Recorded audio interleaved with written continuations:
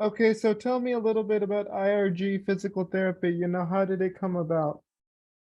Yeah, IRG Physical and Hand Therapy is an outpatient physical and hand therapy group of clinics located here in the Seattle Puget Sound area.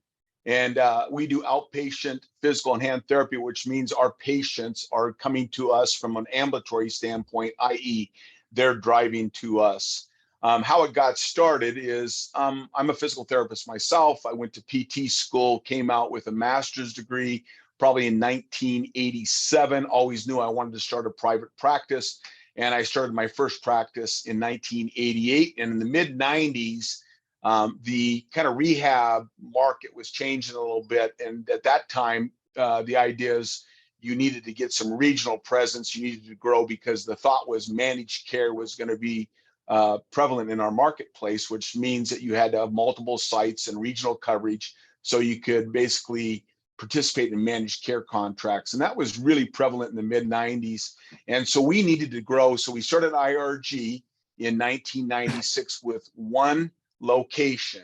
And we've grown that location to about 40 locations. Again, like I said, predominantly located in the Puget Sound. And we did it because we wanted, again, to have regional presence, have good coverage, wanted to be in your neighborhood and to provide multi-services and multi-service platforms. So that's kind of how we became who we are. Mm-hmm. So what services do you provide at IRG Physical Therapy? Okay. We provide all kinds of services. Basically, on the kind of the age range, we basically do pediatrics to geriatrics. From the service platform, we provide everything from sports medicine, manual therapy, obviously exercise and movement, all the way to vestibular rehab, lymphedema, pelvic floor, hand therapy.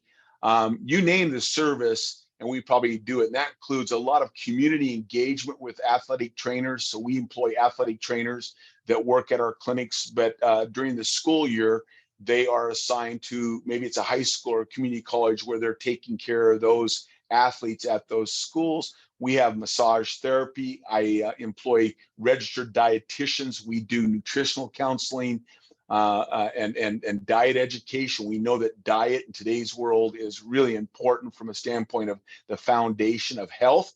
So it's very important that we start talking about lifestyle medicine with our patients. And that's another area that we are interested in growing is lifestyle medicine, which is diet, sleep, mental health, etc.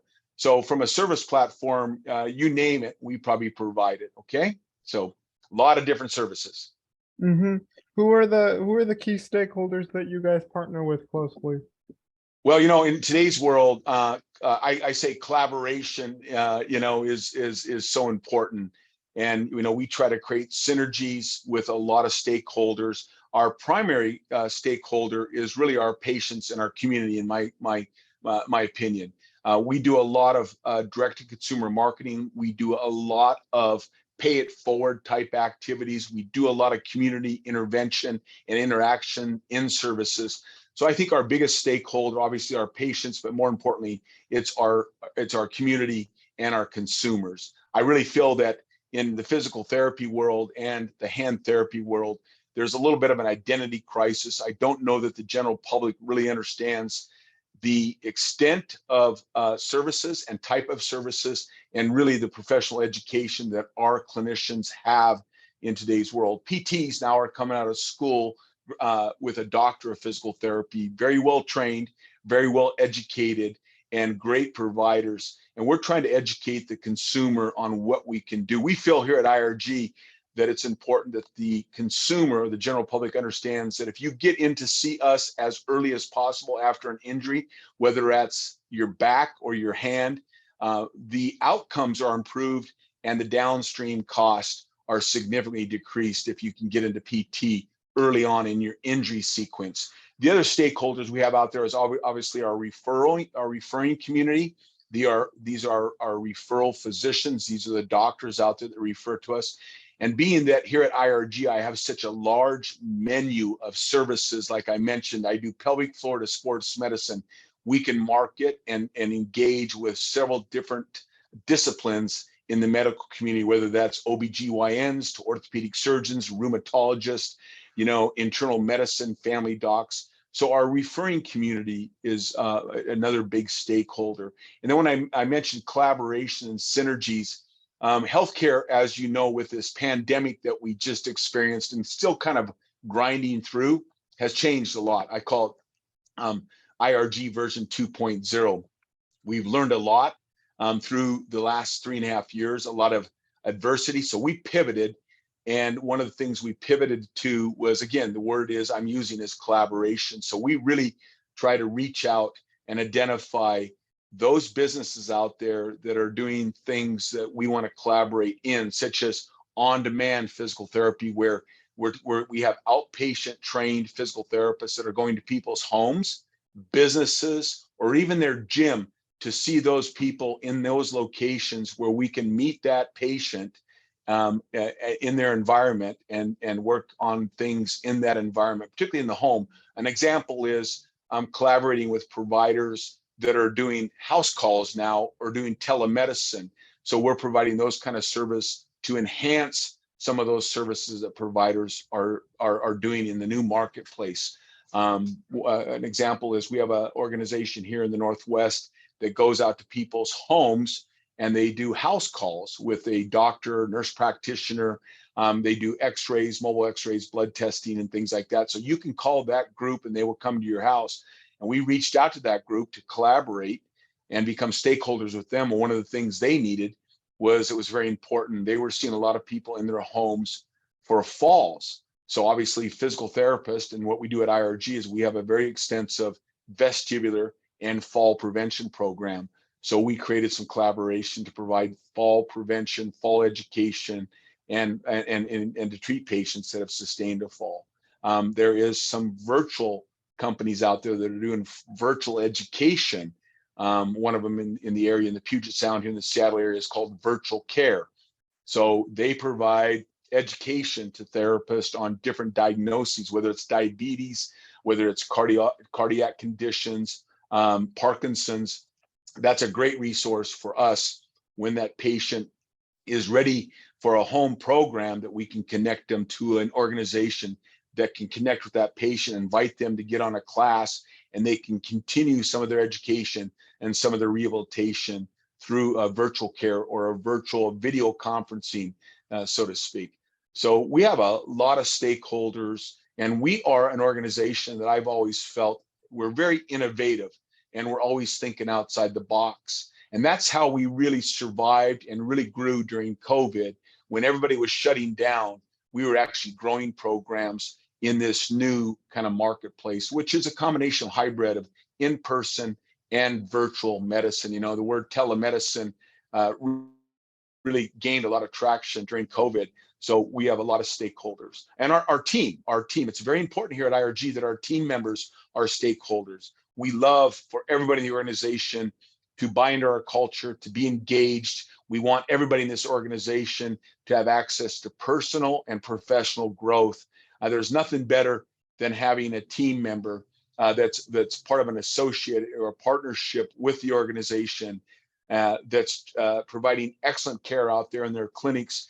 And that's the number one thing, is once that patient receives excellent care, as they all do here at IRG, they become a huge spokesperson for us, and they go out and tell all their friends and family. So we have a lot of stakeholders, but the most important thing we have and the strength of IRG is our people, and they are huge stakeholders for me. Okay. My next question is, what impact does your organization have on communities as a whole, like your work that you guys do? Oh my gosh. Yeah. As I've mentioned, we're involved in the community, and I've always, since the day I opened my first outpatient physical therapy, I've always said, if we can engage and connect with our community, that is so important. That is a huge driver of your business, is getting out, educating, teaching, being present in your community, letting your community know what you can do, what you can provide, and the results that you can provide them. Because again, as mentioned before, I think there's a little bit of an identity crisis. I don't think the general public or our community really understands the amount of education, professionalism, and what physical and hand therapists can do for them.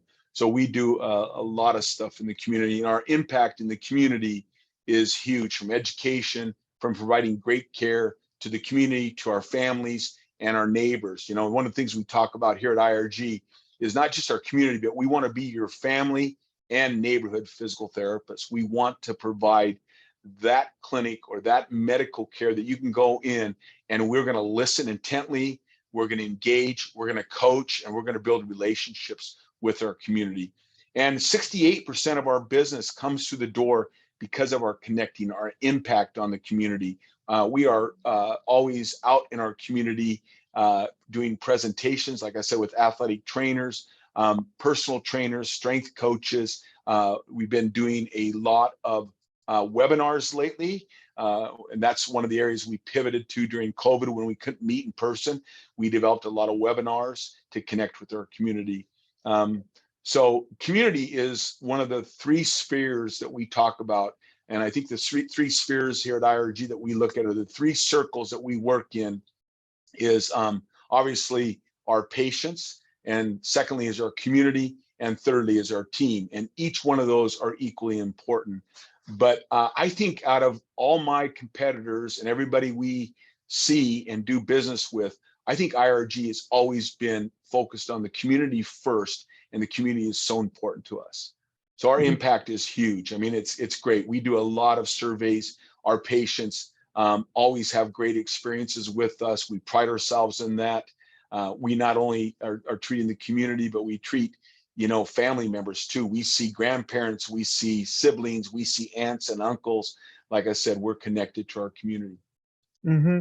Lastly, how do you create an inclusive and welcoming environment for everyone, you know, just like in general, and for like people with disabilities? Yeah, it's access for everybody. Everybody has access to IRG. Everybody has a right. We're inclusive throughout the entire spectrum, and people with disabilities. Hey, that's what our training is. I mean, as a physical therapist and occupational therapist, and that's, you know, even when you go to PTA school, PT school, I mean, you do a lot of education with you know, different injuries and different diseases and different disabilities. I remember when I was in PT school, one of the classes, we had multiple classes with you know, treating and rehabbing people with disabilities. And one of the things that we did in PT schools, we had to spend 24 hours as a able-bodied person in a wheelchair and go out in the community and document what that experience was like. And that was very eye-opening for all my classmates and myself. I personally did an internship at a world-renowned rehab facility in Los Angeles called Rancho Los Amigos. And one of my services was a spinal cord ward. And all my patients had recently been injured or sustained a spinal cord injury. You know, physical therapy and occupational therapy, that's what we do. I mean, we treat those people. We are trained to treat those people from a mobility standpoint, teaching people how to gain independence. You know, one of the things that I find kind of interesting, and we're open to this and we encourage it, is it's interesting when someone sustains an injury or has a disability, sometimes there's kind of a dead, and I don't want to use the word, I mean, potentially dead end, you know, and there's not a lot of resources out there, and we want to provide those people with resources and be inclusive of those people with disabilities to be able to come to our outpatient facilities and engage with our therapists and our outpatient communities. So we are totally inclusive of all people, you know, with or without disabilities. It's so important. And that's what our training is. You know, we have a ton of training. I have a pediatric facility that does pediatric PT and OT and speech therapy. And all of our patients in the pediatric world have some kind of neurologic or some kind of disability. And these are kids that are 6 month old to 18 years of age. You know, it doesn't matter. I mean, we want to see those people. We you know, that's a big part of our education, big part of the foundation as a physical therapist, from personally speaking. That's cool.